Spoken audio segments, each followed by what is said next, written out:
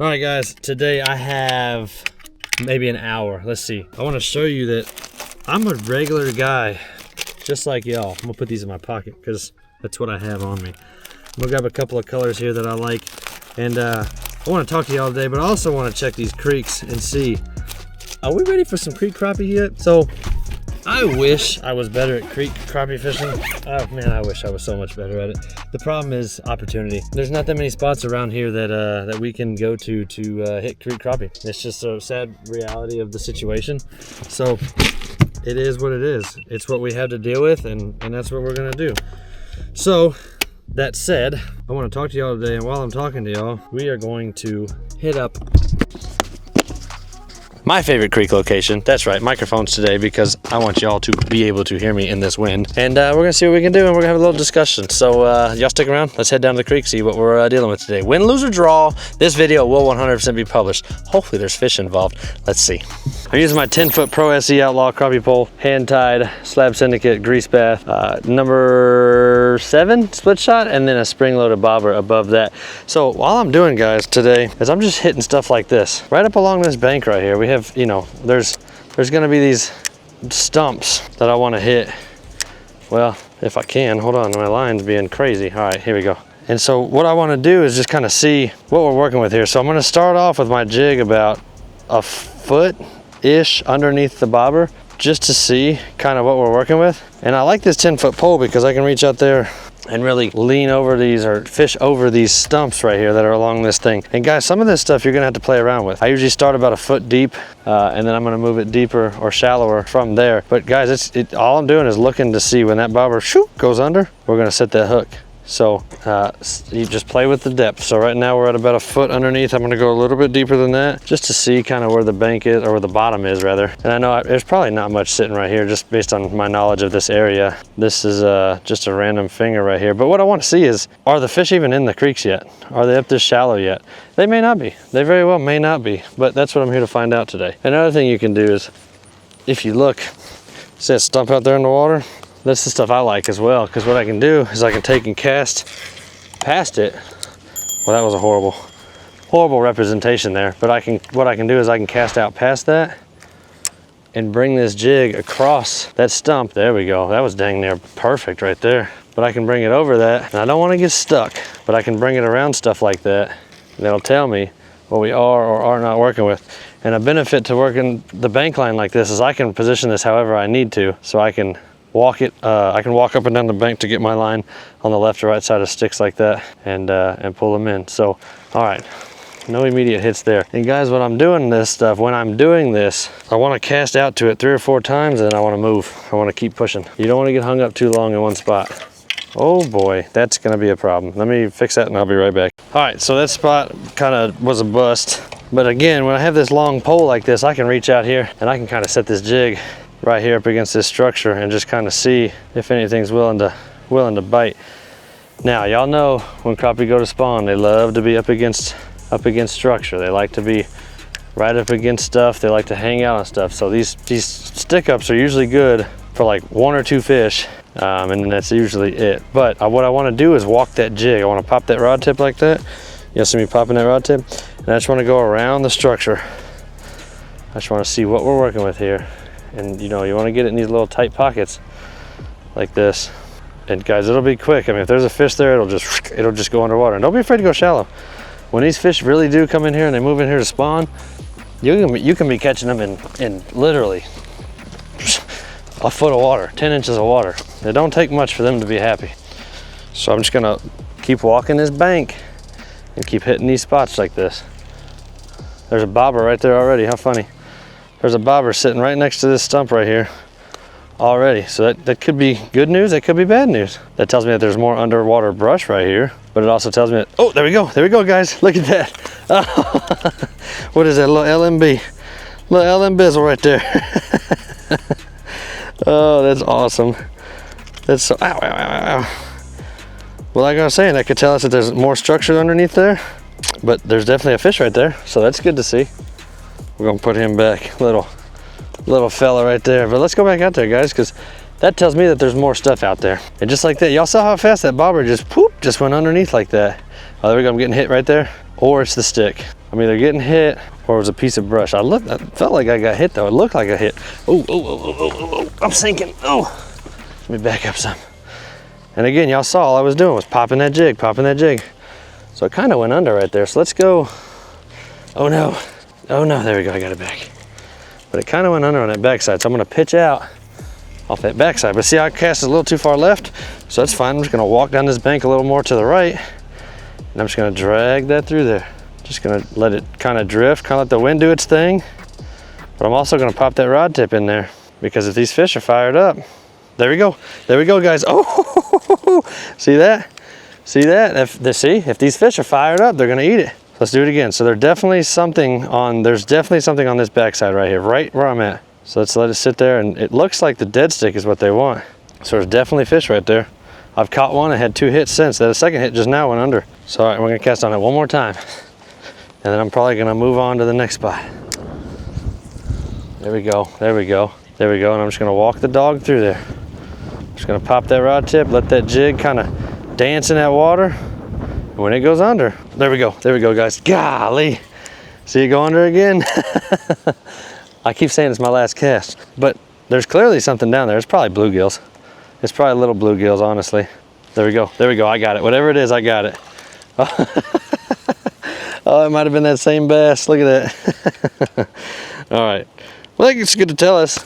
So one thing that tells us is that the fish, they like that spot. So there's fish that are hanging out in that spot. So we're gonna keep that in mind. Luckily for us, it's already marked by a bobber, luckily. So let's keep walking down this bank, see if we can find some more. Look at these shad running right here. See these shad running? That tells me there's probably white bass right here. I bet you there's white bass sitting right in here because something is making these shad run for their lives. Man, look at them. So I'm just gonna cast, there it is. There we got whatever it is. Oh yeah, these gotta be whites. Woo, that's a big one. That is a solid fish, whatever it is. Yep, that's what I thought. A little bit of white bass action. And guys, my indicator was, look at them chasing them down this bank. Look at them, crazy. They are chasing the heck out of these fish down this bank. I'm sinking in the mud. Watch, I can throw it out there. I bet you I catch another one. All I did was cast it in that barrage of shad. Isn't that something? I was just walking and I saw those shad start running. So you can take that as good news or bad news, because typically the white bass come up in the creeks about a month before the crappie do. That doesn't mean that there's none here, but that's just typically what happens. Look, they're still chasing them right here. I bet I can cast out there and catch another one. Let's see. Right here, see him running right here? Oh yeah, see him busting right here? Look at this. Watch, I'm just gonna set it out there. Hey, see him running? That's crazy, isn't it? Look at that, guys. Can y'all see that? That's insane. Man, they are out here in force. Oh, I had a little bit of salad on me. That's why I didn't catch any. I had some salad on me. But that means they're out here. So all right, let's see if we can see if there's any crappie in here. That doesn't mean that there isn't any crappie in here. It just means that typically speaking, the whites run up here. White bass, sand bass, same thing. They typically run before the crappie do. And one thing you can also do, guys, is you can take your jig, you can set that depth to about 3 foot, 3-4 foot like that, and you can just cast out in the middle of the channel like so, and you can just walk it all the way back. And you can just walk it back, guys. Just keep an eye on your bobber. I know it's hard to see in this sunlight right now, but if you just walk it back, anything that's down there a little bit deeper than normal, because sometimes these fish will stage right on drop-offs. There's underwater, there we go, see? There's underwater drop-offs down there, and these fish will sit right there and they'll ambush, just like that. Oh, see how easy that was? Because what's happening is we just saw these fish are trying to push these shad up on the bank. So this is turning into a white bass mission, apparently. But anyway, let's try again. Let's just cast out there. And again, just gonna walk the dog back. Just gonna pop that jig and walk it back, walk it back, walk it back. It's a creek channel, which means it makes a big V under the water. Every creek's the same. There's their deepest part and it comes up on the banks.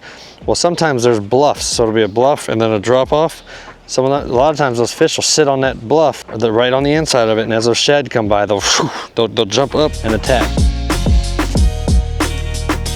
I wanna see if there's anything else in here. I just feel like this is a bigger underwater structure than we're giving it credit for.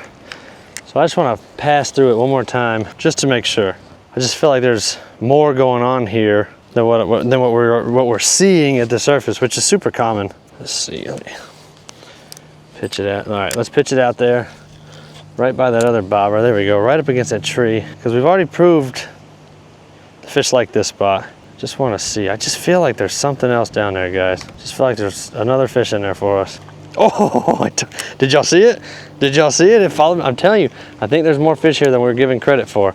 And that's, I see I was walking the dog all the way back, and you saw that fish followed me all the way out.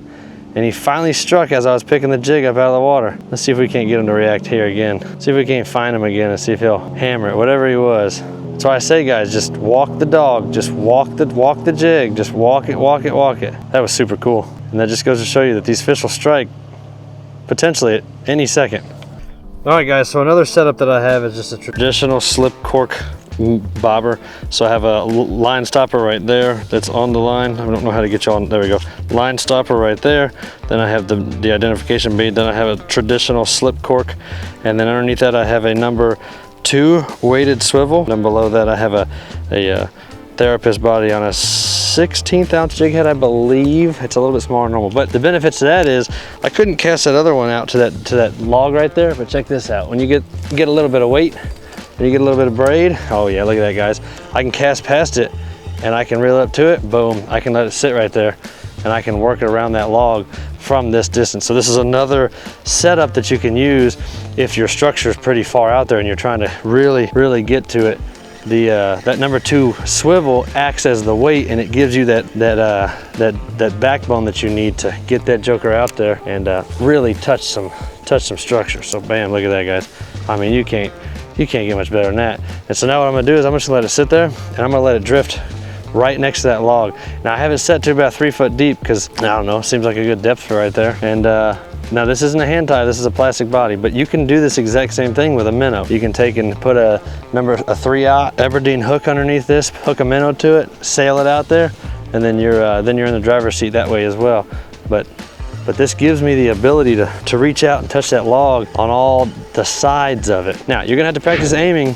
That's on you. So you're gonna have to go home and practice aiming your jig, because you're gonna wanna, I can't move any more than this. So I'm gonna have to use my skill in casting to go to the left and right. So like this one, I wanna cast to the left. Well, I went to the right. So I'm gonna bring it back to it, but there I'm gonna stop about a foot behind it, let it get all situated, and then I'm gonna just let that wind kind of dictate where it goes. And I'm gonna pop it every now and then, and we're gonna keep an eagle eye watch on that bobber. And if it goes under, guys, you're gonna set the hook and reel in whatever it is that decided to eat your jig. So that's 2 casts to the right of this one. So what I wanna do is bring it in, and I wanna cast to the left of it. And it might take me a couple casts, and that's okay. But this is another setup. Like I said, this is a weighted setup that you can use to get out and touch some stuff. So, oh yeah, there we go. So it landed right to the left of that log.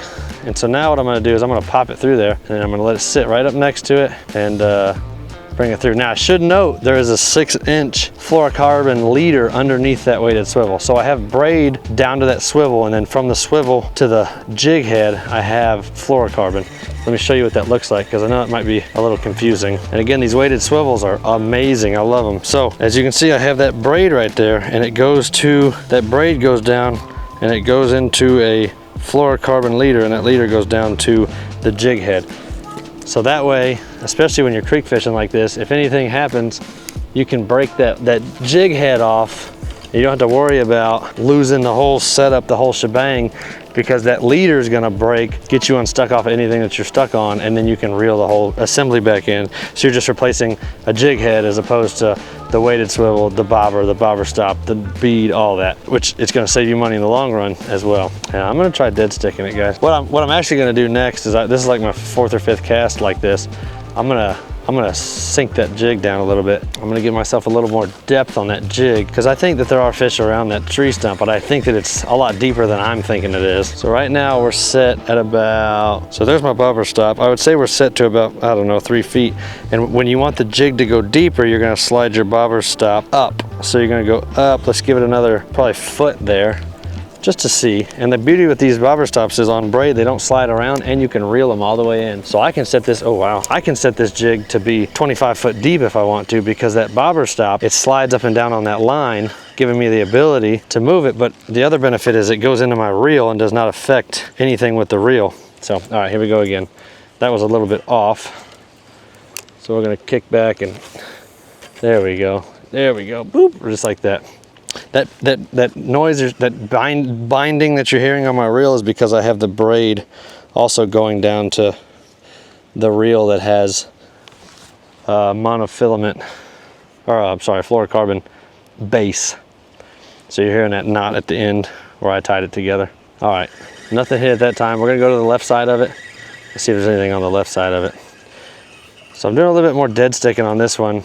Like walking the dog though is probably my favorite technique. Okay, so that one that's a sketchy one. So I'm just gonna completely let the wind push that one, because what I did is, y'all can see that log out there.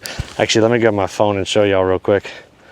That log has a split in it, and you can see that bobber landed between the split, but I'm just letting it sit there so it's coming around that tree, which is what I want. And then once it clears that tree is when I'll reel it in and I'll kind of pop it. See, pop it, pop it, pop it. There we go. So now we're through it. All right. Good night. Nothing on that one either. All right, last cast on this one right here, guys. Last cast. I have done picked this thing apart. So here we go. This time I'm gonna pop it through there the whole time. All right, nothing on that one. All right. Well, wasn't nothing on that stump, on the stump after that, or the stump after that. So I took it back to the house, guys. I hope that you picked something up on today's video. I'm just gonna put these 7.2 and these 10-foot Pro SE Outlaw crappie poles back in their rod holder. Guys, listen, use the techniques that I talked about in that video. Hit your local creeks, guys. Y'all can get it done, I promise you. I hope y'all picked up something on today's video. Those white bass, they're pretty cool. I wish they were all full of crappie, but like I said earlier, typically that means that the crappie are just a little bit behind them. So we're gonna see, guys, we're gonna see. Don't worry, this is just the very beginning of the creek crappie videos, guys. So hope y'all enjoyed it. Make sure to check out this playlist right here where I teach you all about catching slab crappie all throughout the year, different times of the season, different places, different ways, guys. I appreciate the support. Share this video to someone you think that would enjoy it. Try and hit that 10,000 subscriber mark by the end of the year. I know we can do it with y'all's help. Right now, we're on track to hit it. So we're doing great. I appreciate each and every one of y'all. Make sure you check out fishoutlaw.com, guys. We'll catch y'all on the next one. Don't stop the dangle. Peace.